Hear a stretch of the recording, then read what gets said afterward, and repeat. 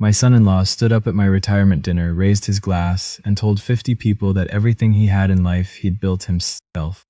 I didn't say a word. I just picked up my water glass and took a slow sip and looked at my daughter across the table. She was smiling at him the way she always did, that soft, proud smile that used to be for me. I'd paid for his entire master's degree.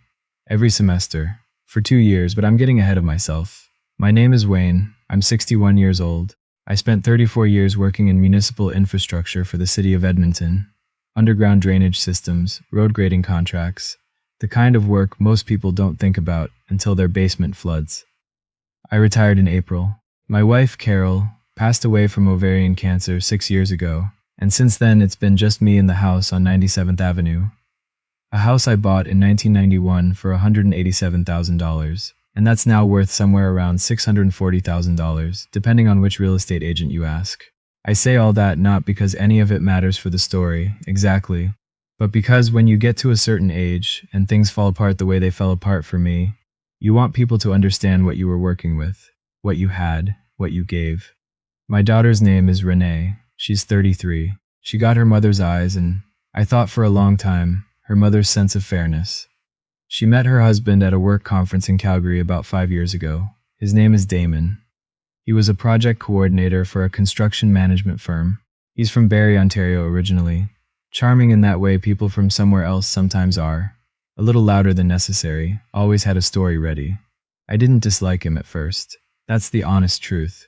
He was attentive to Renee and he seemed motivated. And after 2 years of watching my daughter date men who couldn't make a plan past the weekend, motivated seemed like enough. The trouble started quietly. The first time, I almost didn't notice it. It was maybe 8 months after they started dating. We were at a dim sum place on 97th Street, the four of us. Me and Renee and Damon and my brother Mike, who lives out in Sherwood Park. Damon was talking about wanting to take some online project management courses, maybe work toward a proper designation. He mentioned the cost, almost in passing. PMP certification, some additional coursework, maybe $4,000 all in. I said, without really thinking about it, that I'd be happy to help cover it if money was the issue. He accepted immediately, didn't hesitate. I didn't think that was strange. He was dating my daughter. I wanted to be generous. I wrote him a check for $4,200 the following week. He got the certification, that part is true. And he did move up at his company, got promoted within a year. So at the time I told myself it was a good investment. Not in him specifically, but in Renee's future, in stability. Then they got engaged. Renee called me on a Thursday evening, crying happy tears, and I was genuinely glad. I drove over to their apartment. They were renting a 2-bedroom in Windermere, and we had dinner, and I brought a bottle of Riesling that Carol used to like. It was a good night. Damon shook my hand and called me Wayne the whole night, which was fine. I hadn't asked him to call me anything else. But there was something in how he said it, like he was reminding both of us that he wasn't asking me for anything. Except that 3 weeks later he was. He came to me privately, not through Renee, which I thought was at least respectful. He said his company had offered him a path to a senior project manager role, but that it was going to require him to complete a master's degree in construction management at the U of A part-time, evenings and weekends, over 2 years. He'd looked into it.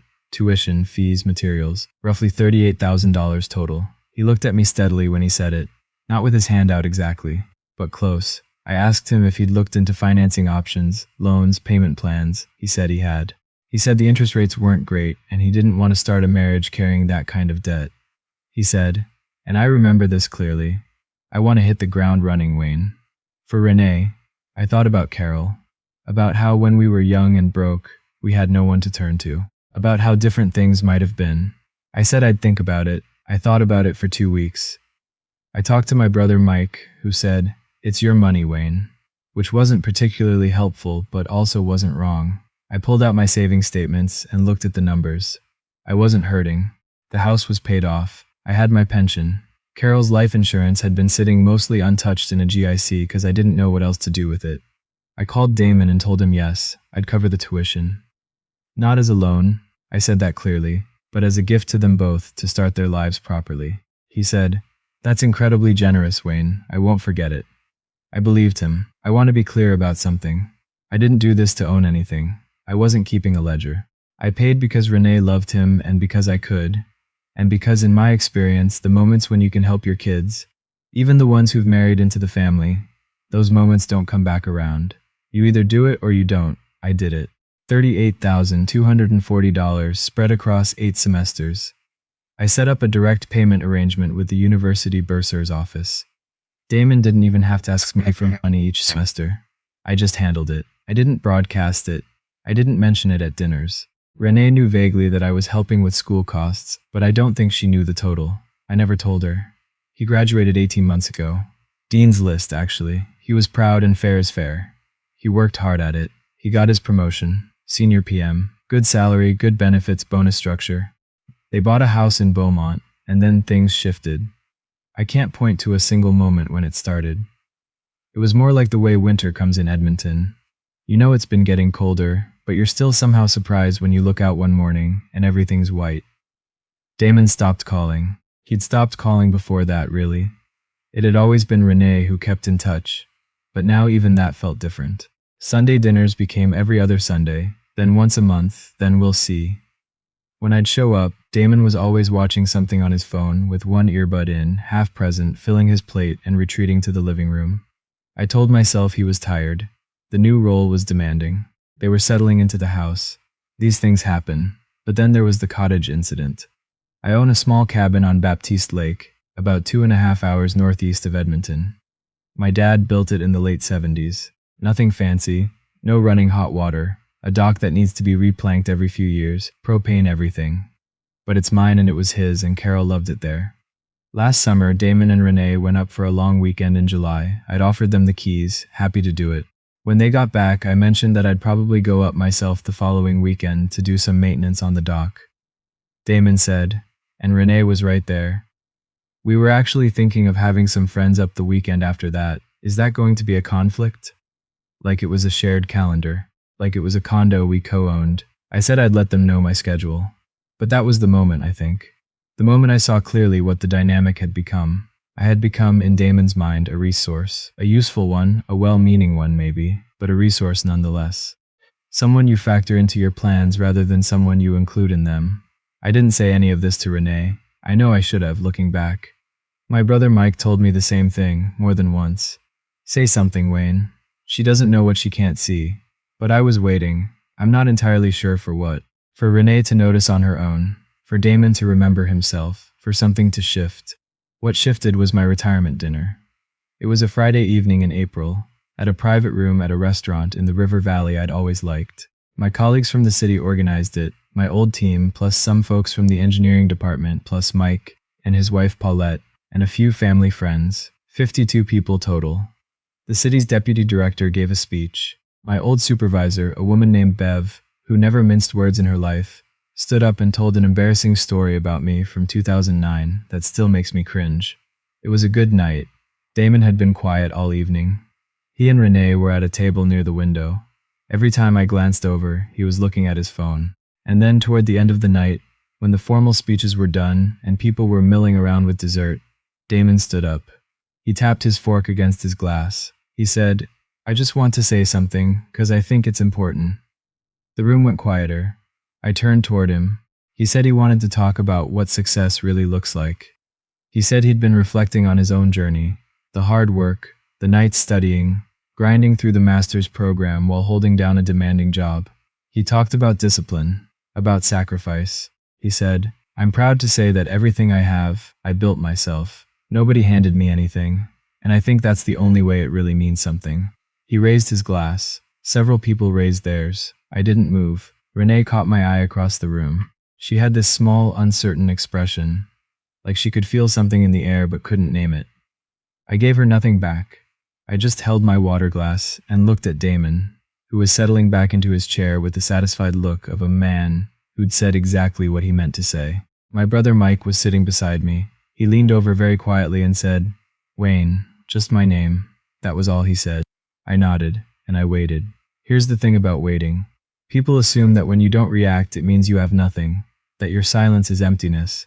That's not always true. Sometimes silence is a room you're standing in, fully furnished, door locked, and you're the only one with the key. I had the key. The following Monday, I called my accountant, a man named Frank Kowalski. Not a family friend, just good at his job. And I asked him to put together a clear accounting of what I'd paid toward Damon's education. Every semester's invoice, every transfer record, every correspondence with the university bursar's office. Frank emailed me a PDF by Wednesday, 23 pages, itemized to the cent, 38,240. I also asked Frank to pull together a summary of the PMP certification payment from several years earlier, $4,200, total $42,440. I printed it, I put it in a manila envelope, and I waited a little longer. The occasion that presented itself was Renee and Damon's housewarming party. They'd been in the Beaumont house for months already, but Renee had wanted to wait until the main floor was fully furnished and the backyard was done. She'd been planning it for weeks. Invitations went out to maybe 40 people, their friends, some of Damon's colleagues from work, a few family members including Mike and Paulette. I drove out on a Saturday afternoon in late May. The house looked good, a newer semi-detached in a subdivision that all looked the same from the outside, but had clearly had some money put into it inside. Renee had good taste, always had. There were flowers on every surface and a charcuterie board the length of a dining room table. Damon greeted me at the door, handshake, half smile. "Wayne, glad you made it. Wouldn't miss it," I said. I spent the first hour just being there. I talked to Mike and Paulette.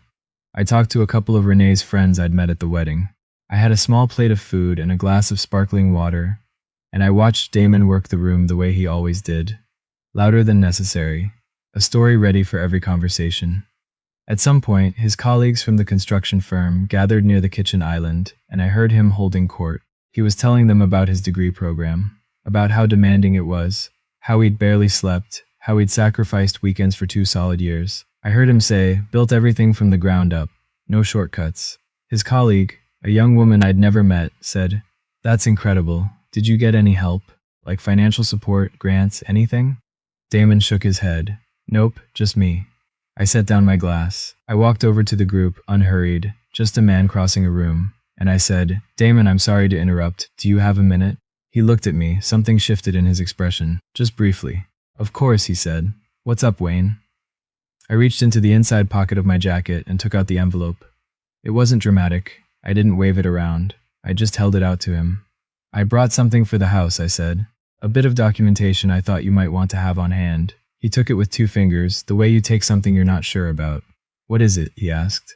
"The receipts," I said. "From the U of A all 8 semesters, tuition, fees, materials, and the PMP course from a few years back." I paused. $42,440, all told. I've kept copies, obviously. The young woman who'd asked him about grants looked between us. The kitchen island went very quiet. Damon's face, and I'll remember this as long as I live, went through several things in about 3 seconds. Confusion first, then something like the beginning of an explanation forming, then the realization that the explanation had an audience. He said, "Wayne, this isn't. I'm not asking for anything back," I said. "I want to be clear about that. It was always a gift, freely given." I let that sit for a second. I just thought, given what you said at my retirement dinner, that you'd built everything yourself, that nobody handed you anything, I thought you might want to keep those records somewhere you can find them, in case the story ever needs a little filling in. I smiled at his colleague. "Lovely party," I said. "Renee's done a beautiful job with the place." And I walked back to where Mike and Paulette were standing by the back window. Mike looked at me. He didn't say anything. Paulette pressed her lips together and looked out at the backyard. It took about 4 minutes before Renee found me. She came across the room with the particular walk she has when she's trying to hold herself together in front of people. Careful steps, shoulders very straight. She touched my arm and steered me toward the laundry room off the kitchen, which was the closest thing to private available to us. She shut the door. "Dad," she said, "what did you just do?" "I gave him the receipts from his tuition payments," I said. "I thought he should have them." "You did that in front of his coworkers." "He made his speech in front of my coworkers," I said. 50 of them. She was quiet for a moment. "I didn't know," she said, "about the total. About $42,000. I knew you helped, but I didn't." She stopped. "Why didn't you ever tell me?" "I didn't want it to feel like a transaction," I said. "I did it because I wanted to. Not to hold over anyone's head." "Then why?" "Because he stood up at my retirement dinner," I said quietly, in front of everyone who spent 30 years watching me work, and told them he built everything himself. And nobody said anything. I looked at her. I should have said something a long time ago. About a lot of things. But I didn't. So that was me saying something. Renee sat down on the top of the dryer. She put her face in her hands for a moment. I'm sorry, she said finally. And I believe she was. I believe she'd been sorry about a lot of things she hadn't known how to name. He doesn't handle gratitude well. It makes him feel small. I don't say that as an excuse, I know, I said, I've known that for a while. What do you want to happen now? I thought about it honestly. I want you in my life, I said. That's it. That's all I've ever wanted. The cottage, the dinners, Sunday afternoon phone calls. That's what I want. I looked at her steadily. What I don't want is to sit at another table while someone tells the room that nothing was ever given to him when I was the one who gave it. She nodded. Slowly, and then more certainly. I'll talk to him, she said. Okay, I said. He's going to be angry. He might be, I said. But angry and wrong are different things, Renee. He'll have to figure out which one he is. We sat there in the laundry room for another minute or two, not talking. Just the quiet hum of the furnace somewhere below us. Then she stood up and straightened herself out and opened the door. I followed her back out into the noise of the party. That was 6 weeks ago.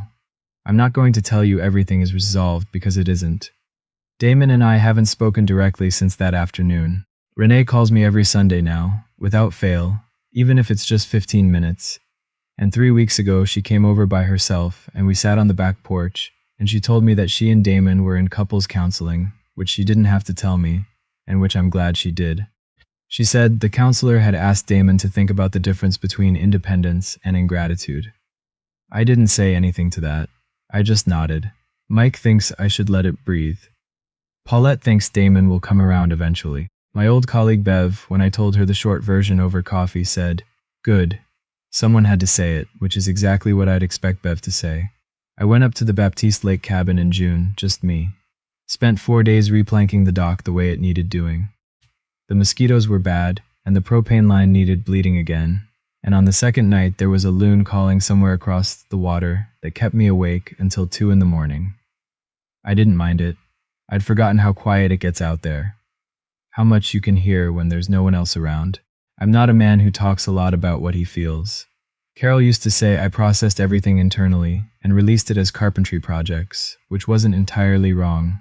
But sitting out on that dock at Baptiste Lake, watching the sun come down over the tree line, I thought about what I actually wanted the rest of my life to look like. The pension is there, the house is there, the cottage is there, and it's mine. What I want is simple. I want my daughter. I want Sunday calls and summer weekends and Christmas dinners where nobody's keeping score. I want a son-in-law who can look me in the eye. Maybe that's still possible. Maybe it isn't. I'm 61 years old and I've learned that you can't force the shape of a relationship any more than you can force the weather. You can only decide what you're willing to walk out into. But I'll tell you this, I'm done being quiet about things that matter. Some gifts don't ask for acknowledgement, but they do ask that you not stand up in a room full of people and erase them. $42,000. 8 semesters. 4 years of watching my daughter build a life with a man I was quietly holding up. I think that deserved at least a mention.